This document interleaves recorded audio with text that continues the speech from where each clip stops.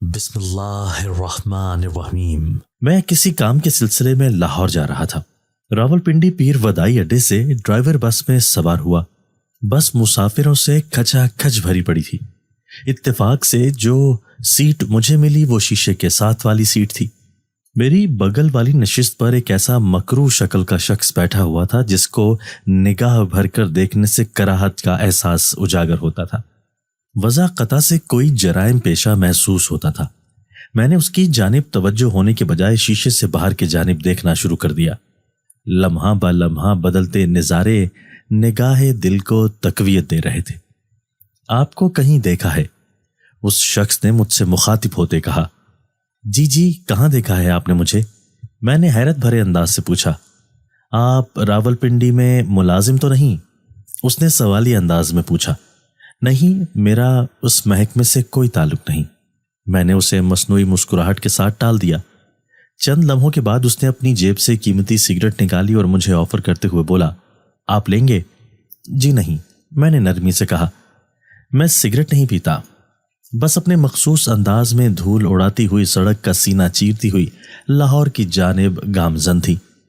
تھوڑی دیر کے سفر کے بعد مجھے کچھ اکتاہٹ محسوس ہوئی تو میں نے شیشے پر پردہ ڈال دیا۔ تھکاوٹ میرے اعصاب پر حاوی ہونے لگی اور میں اونگنے لگا۔ اچانک شور سے میری آنکھیں کھل گئیں۔ اگلی سیٹوں پر بیٹھا ایک مسافر کرراہ رہا تھا۔ ڈرائیور نے زوردار آواز کے ساتھ بریک لگا کر بس روکی۔ ان بزرگوں کو ہارٹ اٹیک ہو گیا تھا۔ ایک مسافر چلایا، پوری بس میں کھلبلی مچ گئی۔ میں بھی ہڑبڑا کر اٹھا اور دوسرے مسافروں کی طرح میں بھی اپنی سیٹ سے اٹھ کر اس مسافر کے پاس پہنچا تو وہ بیچارہ دل کے دورے کی وجہ سے ساحل پر پڑی بے یار و مددگار مچھلی کی مانند تڑپ رہا تھا۔ اب کیا کیا جائے؟ ڈرائیور نے گھبراہٹ کے عالم میں سب مسافروں کی طرف سوالیہ انداز سے دیکھ کر پوچھا۔ ٹھہرو، میں اس کی زبان کے نیچے گولی رکھتا ہوں، میرے ساتھ بیٹھے شخص نے کہا۔ میرے پاس یہ گولی موجود ہے۔ وہ مجھ سے پہلے اس مسافر کے پاس پہنچ چکا تھا۔ اس نے میری طرف متوجہ ہوتے ہوئے کہا کہ فوری طور پر میرے ہینڈ بیگ کی جیب سے دوائیوں کا ڈبہ نکالو۔ میں نے بجلی کی سی مانند لپک کر اس دستی بیگ سے رنگ برنگی دوائیوں کا ڈبہ نکالا اور اس کو دیا۔ اس نے فوری طور پر ایک گولی جھٹ پٹ اس مسافر کی زبان تلے رکھ دی۔ لمحوں میں تڑپتا شخص اس طرح پرسکون ہو گیا جیسے کوئی بات ہی نہیں تھی۔ شکریہ بھائی، تم میرے لیے کسی فرشتے سے کم نہیں ہو۔ اس مسافر نے عاجزانہ طور پر اس کا شکریہ ادا کیا۔ آج تو واقعی میں مر چلا تھا، تم نے تو مجھے موت کے منہ سے نکال دیا ہے۔ میں اسے کیا سمجھ رہا تھا اور وہ کیا نکلا؟ میرا ضمیر مجھے ملامت کر رہا تھا۔ وہ تو فرشتہ تھا۔ میں نے اپنے دماغ سے شرمندگی کا بوجھ ہٹانے کی خاطر اس کے قریب ہو گیا اور اس سے قدر شرمندگی سے معذرت کرتے ہوئے کہا، مجھے میرے گزشتہ رویے کی معافی دے دیں۔ میں نے اچھے پڑوسی ہونے کا ثبوت نہیں دیا۔ نہیں، آپ نے بہت اچھا کیا، اس نے منہ بنائے بغیر کہا۔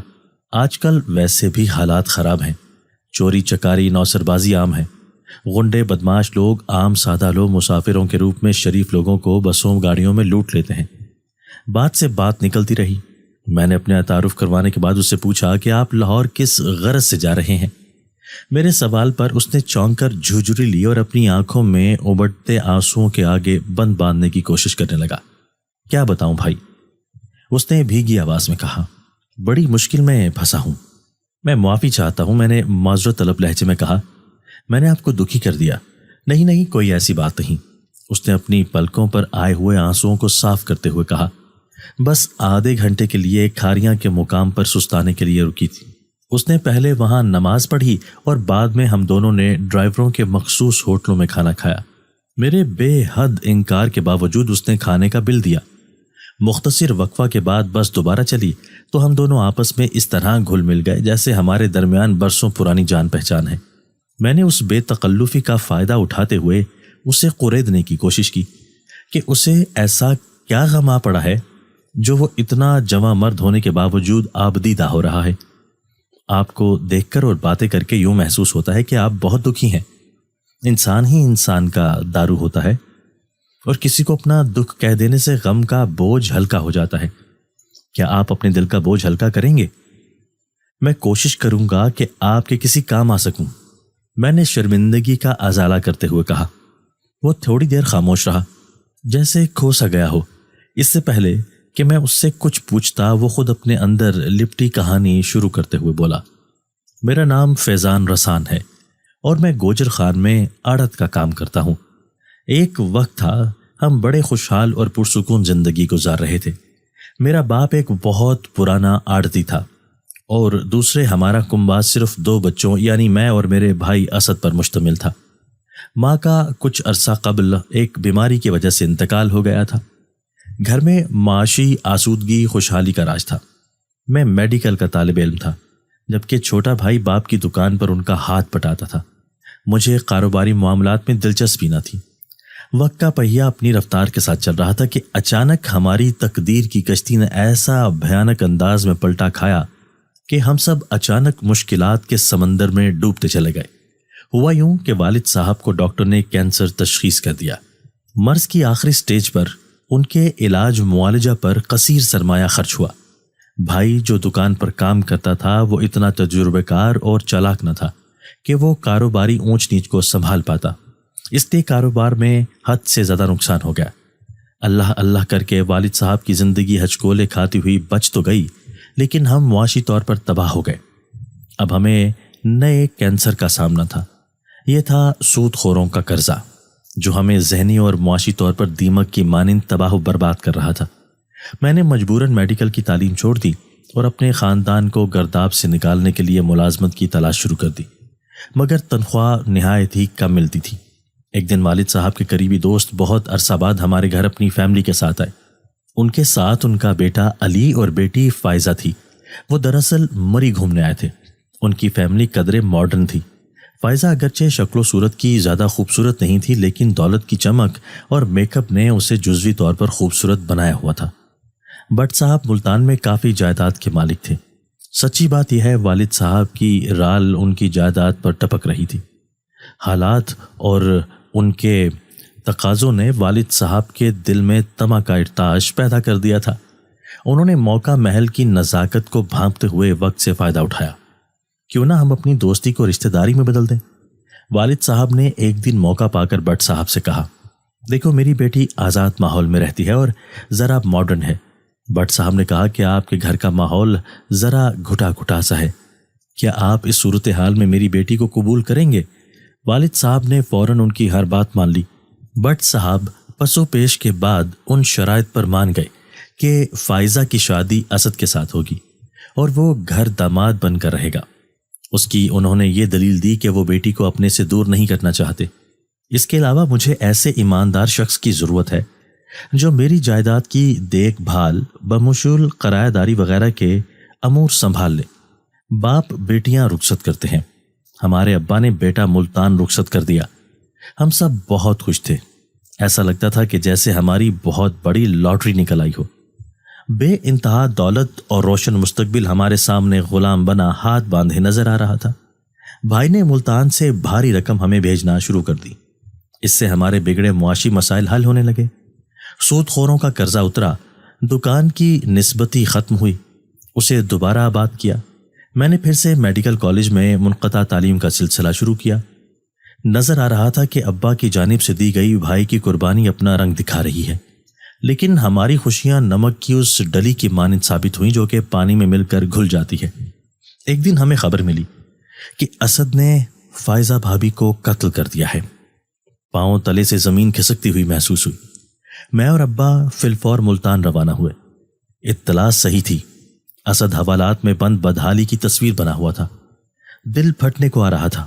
ابا نے فائزہ کے قتل کی وجہ پوچھی تو وہ پھٹ پڑا۔ ابا تم نے میری شادی نہیں کی تھی بلکہ مجھے سلگتے ہوئے کوئلوں پر ننگے پاؤں کھڑا کر دیا تھا۔ اسد بھائی نے غصے سے کہا، فائزہ ایک بدکار عورت ثابت ہوئی۔ اس کے کئی عاشق تھے جن میں زیادہ تر اونچے خاندان کے بگڑے نوجوان تھے۔ میں تو اس کے برائے نام شوہر تھا۔ میرے پاس دولت کی کمی تو نہ تھی، لیکن بے غیرتی کا احساس سانپ کی طرح ڈس رہا تھا۔ وہ مجھے جوتی کی نوک پر رکھتی تھی۔ میں اپنی بے بسی اور اس کی طاقت دیکھ کر کڑتا تھا۔ ایک دن تو حد سے آگے ہی نکل گئی۔ میں نے اپنی آنکھوں سے دیکھا کہ وہ شراب کے نشے میں اپنے ایک عاشق کی باہوں میں جھولتی ہوئی آئی۔ میرا خون کھول اٹھا۔ میں نے اس سے ڈانٹا تو اس نے الٹا میرے منہ پر تھوکتے ہوئے کہا کہ 2 کوڑی کے انسان، تمہاری یہ ہمت! بس پھر کیا تھا، میں نے تیش میں آ کر اس کا گلا گھونٹ کر اسے ہمیشہ کی نیند سلا دیا اور پھر اس کے عاشق پر بھی وار کیا، لیکن وہ زخمی ہو کر بھاگ گیا۔ بھائی کے سسر بڑے اثر و رسوخ کے حامل تھے۔ انہوں نے دولت کے زور پر قانون اور پولیس کو اپنی مرضی کے مطابق استعمال کیا۔ ہم نے بھی بھائی کی پیروی اچھے وکیل سے کروائی، لیکن بالآخر جیت دولت کی ہوئی۔ ہم ہار گئے۔ بھائی کو موت کی سزا ہو گئی۔ والد صاحب کو اپنی زندگی میں بیٹے کو پھانسی کے پھندے پر لٹکتے دیکھنے کی سکت نہ تھی۔ بھائی کی عدالتی موت کا حکم نامہ والد صاحب کی قضا کا سبب بن گیا۔ میں اکیلا رہ گیا۔ ایک بار پھر سے میری میڈیکل کی تعلیم مجھ سے چھوٹ گئی تھی۔ شاید قدرت کو میرا ڈاکٹر بننا پسند نہ تھا۔ اب بھائی کی سزائے موت ہائی کورٹ اور سپریم کورٹ سے کنفرم ہو چکی تھی۔ صدر پاکستان کے پاس رحم کی اپیل ہوئی ہے۔ اگر فائزہ کا باپ میرے بھائی کو معاف کر دے تو اسد کو زندگی مل سکتی ہے۔ میں بٹ صاحب کے پاس بھائی کی معافی کے لیے گیا۔ انہوں نے مجھے گالیاں اور دھمکی دی اور کہا کہ ہمارے گھر سے نکل جاؤ، لیکن میں پھر بھی بے غیرت بن کر ان کے پاس روزانہ جاتا ہوں اور اپنے بھائی کی زندگی کی بھیک مانگتا ہوں۔ اس نے روتے ہوئے کہا کہ دعا کرو کہ میرا بھائی کسی طرح بچ جائے، لگتا ہے لاہور آنے والا ہے۔ میں نے چونک کر بس کے شیشے سے باہر جھانک کر دیکھا۔ فیض رسان نے بھی مایوسی کے عالم میں میری طرف دیکھا اور افسردگی سے کہا، یار میں نے آپ کا خوشگوار سفر اپنی درد بھری کہانی سنا کر بدمزہ کر دیا۔ نہیں ایسی کوئی بات نہیں۔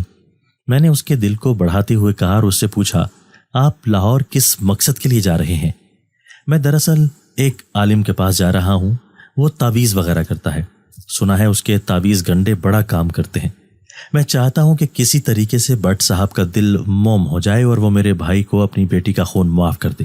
میں نے بہت مزاروں درویشوں کی چوکھٹوں کے دھکے کھائے ہیں، بس خدا میرے بھائی اسد کو پھانسی کے پھندے سے بچا لے۔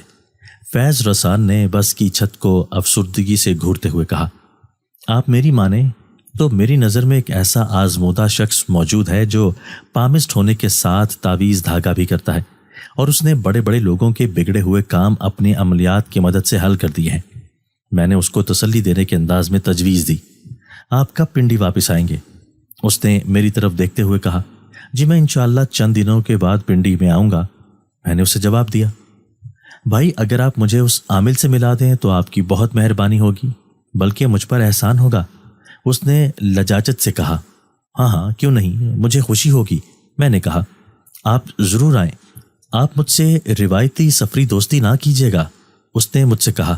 ہم دونوں کے درمیان گھر کا ایڈریس بما موبائل نمبر کا تبادلہ ہوا۔ بالآخر لاہور آ گیا۔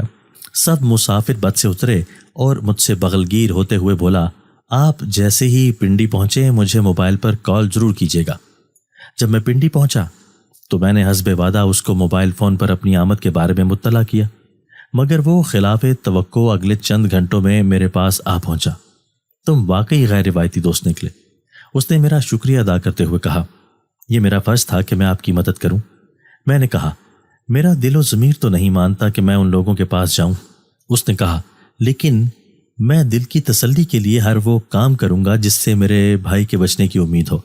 میں اسے ایک شاہ صاحب دست شناس جو کہ تعویذ گنڈے کا کام بھی کرتے تھے ان کے پاس لے گیا۔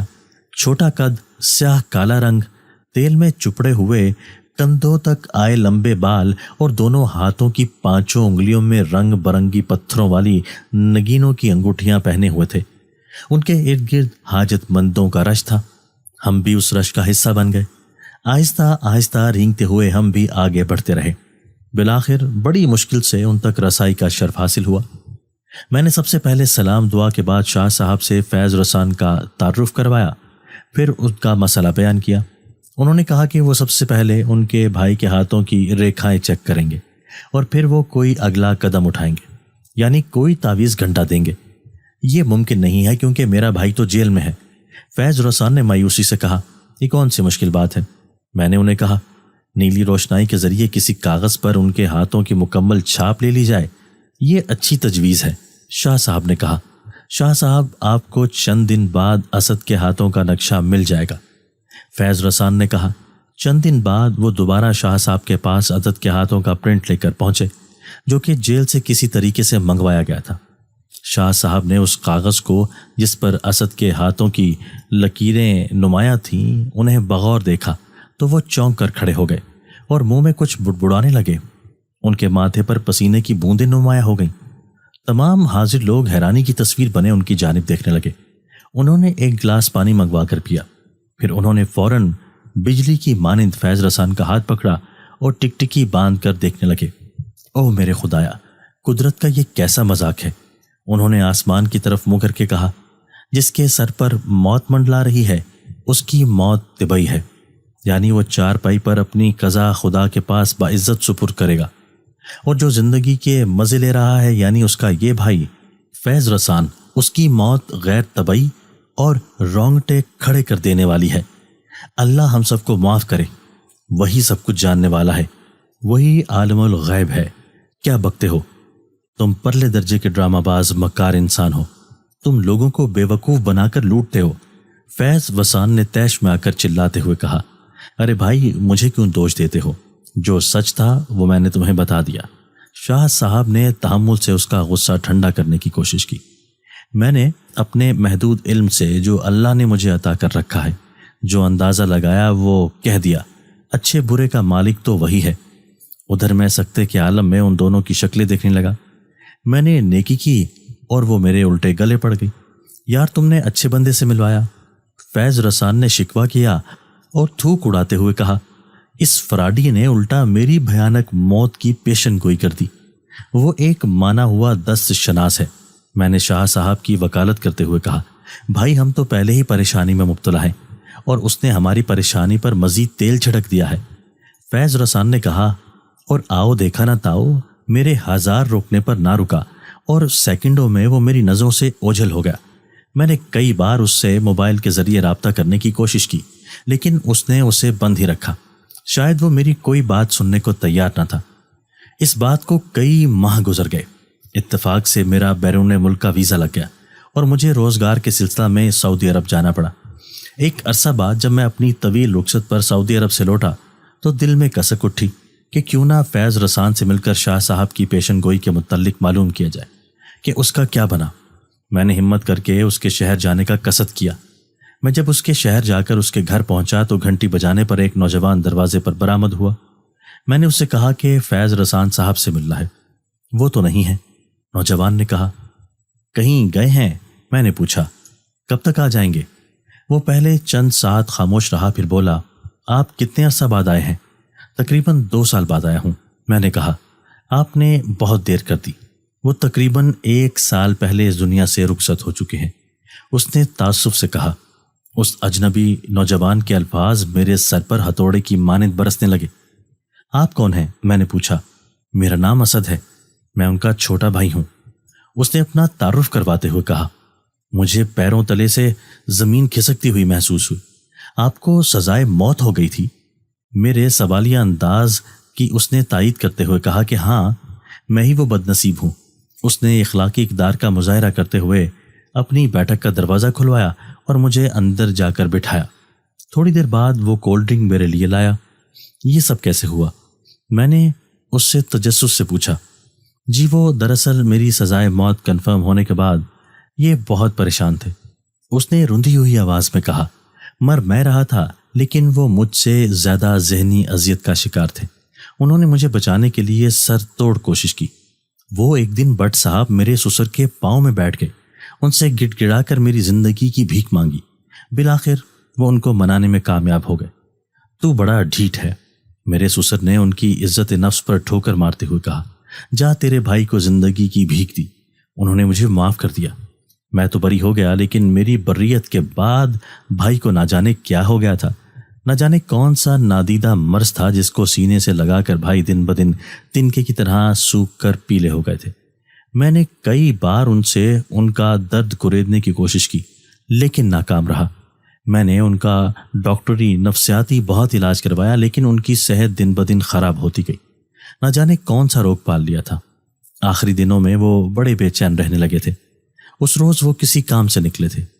موت انہیں گھیر کر اس جگہ لے گئی جہاں ان کی موت آنے لکھی تھی۔ وہاں اس روز بم دھماکہ ہوا تھا۔ ان کے جسم کے ٹکڑے اڑ گئے۔ بڑی مشکل سے شناخت ہوئی۔ یہ کہہ کر اسد رونے لگا۔ میں نے غم میں ڈوبے اسد کو تسلی دی اور پھر ان کی روح کے ایصال ثواب کے لیے فاتحہ پڑھی۔ یہ قدرت کا کتنا عجیب کھیل ہوا۔ میرے اعصاب پر عجیب سی کیفیت آ رہی تھی۔ میں نے اسد سے اجازت لی اور جب میں ان کی دہلیز پار کرنے لگا، اچانک میری نظر دیوار پر لٹکی فیض رسان کی تصویر پر پڑی۔ اس کے اندر سے اس کا مسکراتا ہوا چہرہ مجھے ایسے لگا جیسے وہ مجھے کہہ رہا ہو کہ تمہارا جوتشی سچ کہتا تھا کہ میری موت غیر طبعی ہوگی اور بھیانک انداز میں ہوگی۔ دوستو، اگر آپ کو آج کی ہماری یہ ویڈیو پسند آئی ہے تو اسے لائک کیجئے اور اسے اپنے پیاروں کے ساتھ شیئر ضرور کیجئے گا۔ اور ہاں، اگر آپ نے ابھی تک ہمارا چینل سبسکرائب نہیں کیا تو ہمارا چینل سبسکرائب کر دیجئے اور بیل آئیکن بھی پریس کر دیجئے تاکہ ہماری ہر نئی آنے والی ویڈیو آپ کو بر وقت مل سکے۔ اللہ حافظ۔